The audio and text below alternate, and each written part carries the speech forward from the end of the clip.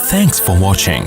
Don't forget to like, comment, share and subscribe to Mufti Tariq Masood, famous scholar.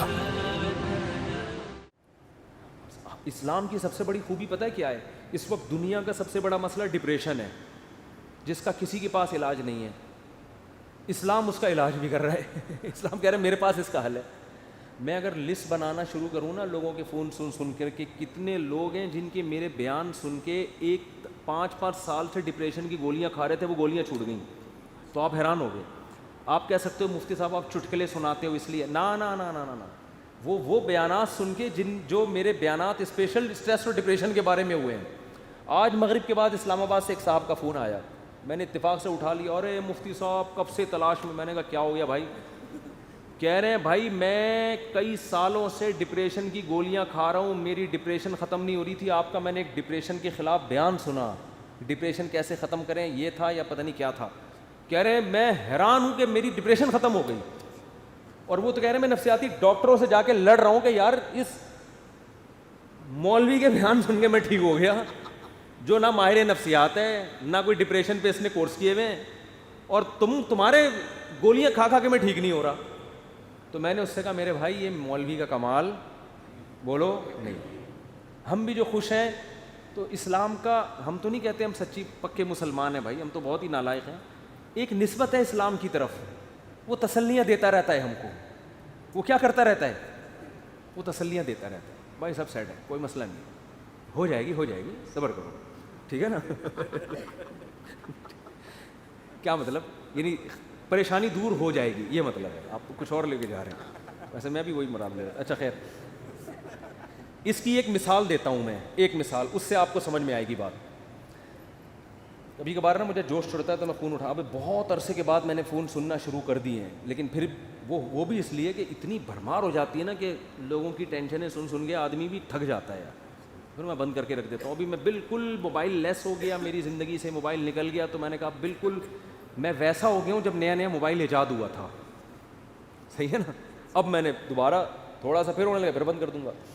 تو میں نے phone سنا تو کسی نے مجھے کال کر کے بتایا، ایک خاتون نے کہا کہ میرے ایک بچے بیمار پیدا ہوا معذور، دوسرا بھی اب مجھے دوبارہ ولادت ہونے والی ہے، میں اتنی ٹینشن میں ہوں کہ تیسرا معذور بچہ پیدا ہو گیا، اور ٹینشن سے میری حالت ایسی ہو گئی، میں گولیاں کھا رہی ہوں، یوں کر رہی ہوں، اور میں جناب وظیفے پڑھ رہی ہوں. اور پھر مجھے کہنے لگی میں نے رات کو اتنا لمبا وظیفہ پڑھ کے جب میں سوئی تو مجھے خواب آیا. میں نے کہا میں نے بہت سن لی، اب آپ خاموش ہو جائیں. وہ کہنے لگی میں رات کو سوئی، میں نے یہ والا وظیفہ ہے، مجھے ایک عامل نے بتایا، بزرگ نے بتایا یہ ہوا ہوا ہے، تو میں نے یہ والا وظیفہ، میں خواب. تو جیسے ہی خواب پہ پہنچی میں نے کہا اسٹاپ. میں نے کہا مجھے خواب نہ سنائے، آپ خوابوں کی دنیا سے باہر نکل آؤ. کہہ رہی مجھے کوئی وظیفہ بتا دیں. میں نے کہا میں آپ کو وظیفہ بالکل بھی نہیں بتاؤں، کیونکہ آپ کو یہ والا وظیفہ پڑھنے سے یہ والا خواب آ رہا ہے، تو دوسرے والے وظیفے سے دوسرا والا. جو آدمی پڑھا کے جب تھکاوٹ تو عجیب پھر خواب تو آتے ہیں. میں نے کہا محترمہ آپ کا علاج صرف ایک چیز میں ہے. آپ نے یہ کیوں فرض کر لیا کہ معذور بچہ مجھے کسی قیمت پہ نہیں چاہیے؟ یہ سوچ غلط ہے. آپ خدا سے لڑ رہی ہو. سمجھ میں آ رہی ہے بات؟ اس دنیا میں آپ کی مرضی بولو نہیں، اس میں خدا کی چلے گی.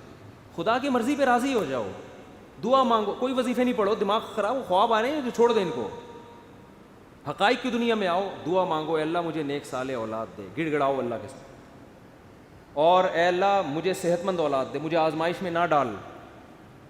دعا گڑ گڑا کے مانگو، لیکن دل میں یہ رکھو میرا کام تھا مانگنا، ہوگا وہی جو اس کی بولو مرضی، اور جو ہوگا میرے حق میں بہتر ہوگا. میرا خدا میرے ساتھ غلط. میں نے کہا یہ ذہنی طور پر تیار ہو جاؤ کہ تیسرا بھی معذور ہو سکتا ہے. یہ کیا میری تو زندگی ایسی. میں نے کہا بھائی یہ زندگی کے لیے ہم پیدا ہی نہیں ہوئے ہیں. اصل ہماری کیا ہے؟ وَإِنَّ الدَّارَ الْآخِرَةَ لَهِيَ الْحَيَوَانُ. قرآن کہہ رہا ہے اصل آخرت ہے. یہ دنیا تو مسافر خانہ ہے. وہ لانڈی جا رہے ہو، لٹک کے سفر کر رہے ہو، جگہ نہیں مل رہی، فون کر رہا ہے. W11 میں لٹک کے جا رہا ہے نا. W11 لانڈی جاتی ہے؟ کہاں جا رہی ہے آج کل؟ ٹاور تو جاتی ہے، اس سے آگے نہیں جا رہی. کیا فائدہ W11 کا؟ ہم فضائل سن ہیں. ایسا نباز سے آپ W11 میں بیٹھے، جگہ نہیں ملی، لٹک کے جا رہے ہیں آپ. گانوں کی آواز آپ کو کھڑکی سے ہوتی ہوئی آ رہی ہے. دوپہری 11 میں تو لوگ گانے سننے کے لیے بیٹھتے ہیں, آپ کو مزہ ہی نہیں آ رہا. اور پھر پاؤں میں کھڑے ہوئے آپ, اب آپ ادھر فون کر رہے ہیں, ادھر فون کر رہے ہیں, مفتی صاحب کوئی وظیفہ بتا دیں, سیٹ مل جائے. میں کیا بولوں گا, ابے بھائی ٹاور اتر جائے گی گاڑی, صبر کر لے تھوڑا سا. جو بیٹھے ہوئے ہیں وہ بھی ٹاور پہ اتریں گے, تیرا باپ بھی ٹاور پہ اترے گا. تمیز سے اگر سمجھ میں نہیں آئے گی یہی بولوں گا نا, اتر جائے گا ٹاور پہ, صبر کر لے. وہ کہہ رہے نہیں, وہ اس کھڑکی میں جو بیٹھا ہوا اتنے مزے سے وہ تو سب کچھ دیکھ رہا ہے بھائی, کھڑکی میں ہوا بھی آ رہی ہے, اس کو کرایہ میں نے بھی اتنا دیا. خدا کیا نا انصافی کر رہا ہے, اس کو کھڑکی ڈرائیور کے ساتھ بٹھا دیا اور مجھے لٹکا دیا. وہ خدا کہے گا بھائی وہ جو وہاں بیٹھا ہوا ہے نا, تو پھر بھی 2 منٹ میں آرام سے اتر کے چلا جائے گا. وہ جو وہاں گھسا ہوا ہے اس کو نکلتے نکلتے 2 دفعہ جیب کٹے گی اس کی.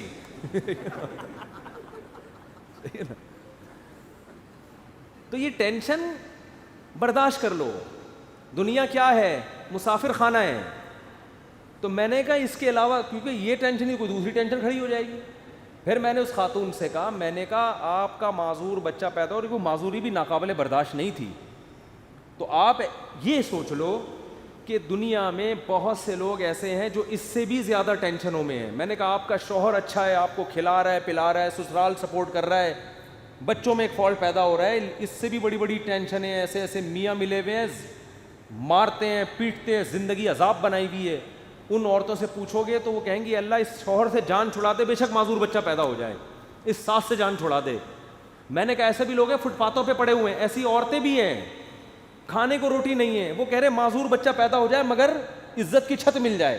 آپ کو عزت سے چھت ملی ہوئی ہے, سسرال میں عزت ملی ہوئی ہے, شوہر شریف ہے, شوہر کھلا رہا ہے پلا رہا ہے, ایک ٹینشن ہے. اور یہ ٹینشن بھی اللہ کیا کہہ رہا ہے, میں نے ان کو حدیث سنائی, من سخط فلہ الرضا, نبی نے فرمایا جب اللہ کسی مشکل میں ڈالے فلہ السخط, تو جو اللہ سے ناراض ہو گیا نا اللہ بھی اس سے ناراض, اور جو اللہ سے راضی رہا اللہ بھی اس سے راضی رہے گا. اللہ کی رضا ملے گی بھائی.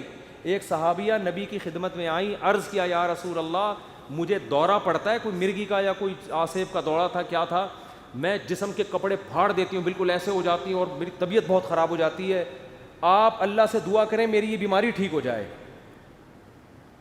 تو نبی نے کیا فرمایا, فرمایا ٹھیک ہے میں اللہ سے دعا کروں گا تمہاری بیماری ٹھیک ہو جائے گی, لیکن پھر جنت کی گارنٹی نہیں ہے, پھر جنت کی گارنٹی نہیں ہے. عمل ہے, اچھا عمل ہوا تو جنت, میزان کا ترازو بھاری ہو گیا, نہیں ہوا تو کیا جہنم. لیکن اگر تم اس بیماری پہ صبر کرو اور اس اللہ کی تقدیر پہ راضی ہو جاؤ, جنت کی گارنٹی. کیونکہ اس صبر پہ جو تمہیں اجر ملے گا نا وہ اتنا بھاری ہوگا کہ اگر زندگی میں کچھ گناہ ہوئے بھی تو یہ نیکی ان گناہوں کو کیا کرے گی, کھا جائے گی. پھر جنت کی گارنٹی ہے. ان صحابیوں نے عرض کیا یا رسول اللہ جنت کی گارنٹی چاہیے, بے شک یہ بیماری ختم نہ ہو. بات آ رہی ہے سمجھ. اب اس خاتون کو ڈپریشن کیا ہو گئی, یعنی جو صحابیاں تھیں ان کو ڈپریشن ختم, بس اس بیماری کو گزارا کرنا, اسی میں گزارا کرنا ہے, اسی میں گزارا. اور جب انسان صبر کی ٹھان لیتا ہے تو قرآن کہتا ہے کہ اللہ کی طرف سے تسلیاں ملتی ہیں, پھر تھپکیاں ملتی رہتی ہیں, اللہ بھی اس کا ہاتھ تھامتے ہیں. جیسے قرآن میں آتا ہے وَرَبَطْنَا عَلَىٰ قَلْبِهَا لولا الربطنا, کیا ہے, ان کادت لتبدی بھی لولا الربطنا علی قلبها. حضرت موسیٰ کی ماں نے جب اپنے بچے کو, بس یہ آخری بات کر کے بیان ختم کرتا ہوں, اپنے بچے کو صندوق میں ڈالا نا اللہ کے حکم پہ, تو قرآن کہہ رہا ہے موسیٰ کی ماں کا دل صبر سے کیا ہو گیا, خالی. لیکن اللہ کا حکم تھا اس کو صندوق میں ڈالو. اب ماں کیسے ڈالے بھائی اپنے ہاتھ سے, اور وہ بھی دریا کے حوالے. اور قرآن کہہ رہا ہے وہ صندوق گیا کہاں, فرعون کے گھر میں. موسیٰ علیہ السلام کی ماں کو اطلاع دے دی ان کی بیٹی نے, وہ تو فرعون نے اٹھا لیا. قرآن کہہ رہا ہے کیونکہ اب اللہ کے حکم پر سب کچھ ہو رہا ہے. قرآن کہہ رہا ہے ہم نے موسیٰ کے ماں کا دل کو تھام لیا, رسیوں سے باندھ دیا, جو لفظی ترجمہ ہوگا باندھ دیا کہ یہ بے صبری نہ ہو جائے. ان کادت لتبدی بھی لولا الربطنا علی قلبها. قرآن کہتا ہے موسیٰ کی ماں ایسی بے صبری ہوئی کہ قریب تھا کہ جا کے فرعون کو بتا دیتی کہ میرا بچہ ہے مجھے دے واپس, جذبات میں آ جاتی. لیکن قرآن کہہ رہا ہے ہم نے موسیٰ کی ماں کے دل کو تھام لیا. کیوں, اللہ کے حکم پر عمل کیا نا. تو کچھ موسیٰ کی ماں نے کیا, جو نہیں ہو پا رہا تھا وہ کس نے کر دیا, اللہ نے. تو آپ مشکلات میں جب صبر کی کوشش کرو گے, جتنی کوشش آپ کر سکتے ہو کرو, باقی کون ہمت دے دے گا, اللہ. ہم سب کو اللہ سے دعا مانگنی چاہیے, اللہ مشکلات سے بچا, ہم صبر کرنے والے لوگ نہیں ہیں, ہم تو نالائق ہیں. ہم اللہ سے خوشیاں مانگتے ہیں, عافیت مانگتے ہیں. لیکن اللہ نہ کرے کوئی مشکل آ گئی، واویلا نہیں کرنا بھائی، یہی اسی میں بہتری ہے، اسی میں فائدہ ہوگا. تو میں نے اس خاتون سے کہا کہ اللہ کہتا ہے کہ اس ٹینشن میں صبر کرو تو کیا ہوگا؟ اللہ راضی ہو جائے گا، اس کا بہت اجر دے گا. میں نے کہا آپ کل بوڑھی ہو کے آپ نے مر جانا ہے، اگر آپ کے 3 بچے بالکل صحت مند پیدا ہوتے ہیں بھائی، تو کیا مرنے کے بعد یہ قبر میں ساتھ جائیں گے؟ قبر میں بچہ نہیں جائے گا. معذور بچوں پہ جو آپ نے صبر کیا، یہ صبر کہاں جائے گا؟ قبر میں ساتھ جائے گا. صحت مند بچے ہوں، صبر کا موقع نہیں مل رہا، تو بچے تھوڑی جائیں گے قبر میں ساتھ. لیکن معذور بچے ہوں، آپ نے صبر کیا، تو وہ صبر قبر میں آپ کے ساتھ جائے گا. تو پھر انہوں نے ایک اور سوال کیا جو میں آپ لوگوں کو بتانا چاہتا ہوں. انہوں نے کہا لوگ مجھے کہتے ہیں کہ تم کوئی منحوس ہو، معاذ اللہ، نحوست ہے تمہارے اندر، کوئی گناہ ہوا ہے جس کی سزا تمہیں مل رہی ہے، معذور بچے پیدا ہو رہے ہیں. یہ لوگ بڑے تانے دیتے ہیں نا، بچے نہیں ہو رہے تو اس سے کوئی گناہ ہوا ہے، کوئی بیمار ہو گیا، فالج ہو گیا. دیکھا ہم تو کہتے تھے بندہ ہی ٹھیک نہیں ہے. تو میں نے ان سے کہا، میں نے کہا یہ بات لوگوں کی غلط ہے، اس کو نہ سنیں. ہاں توبہ استغفار تو ہر ایک کو کرنا چاہیے، اپنا اگر کوئی گناہ ہوا ہے تو اللہ سے توبہ کرے، معاف ہو جائے گا وہ. لیکن میں نے کہا قرآن میں کیا کہتا ہے؟ اَيَحْسَبُونَ أَنَّمَا نُمِدُّهُم بِهِ مِن مَّالٍ وَبَنِينَ نُسَارِعُ لَهُمْ فِي الْخَيْرَاتِ بَل لَّا يَشْعُرُونَ. نبی کے مقابلے میں جو بڑے بڑے کفار سردار تھے نا، جو نبی کی ایک نہیں مانتے تھے، ان کو قرآن نے کہا کہ کیا یہ سمجھتے ہیں کہ ہم نے جو ان کو مال اور کثرت سے صحت مند بیٹے دیے تو کیا ہم ان سے خوش ہیں؟ فرمایا نہ نہ نہ، ہم اس سے خوش نہیں ہیں. ان کو پتہ نہیں ہے ہم ان کو دنیا میں نوازنا چاہتے ہیں تاکہ آخرت میں ان کا ہمارے پاس کوئی حصہ نہ رہے. اور نبی کو وہ تانا دیتے تھے کہ تم آپ کا بیٹا نہیں ہے بھائی، نبی کو تانا دیتے تھے آپ کا بیٹا نہیں ہے کوئی، اور خود 10 11 بیٹے لے کے گھومتے تھے. میں نے کہا اگر یہ بیٹے کثرت سے ہونا اور صحت مند ہونا اس کی دلیل ہے کہ اللہ خوش ہے، اس کا مطلب اللہ ابو جہل سے بہت زیادہ خوش تھا. صحیح ہے نا؟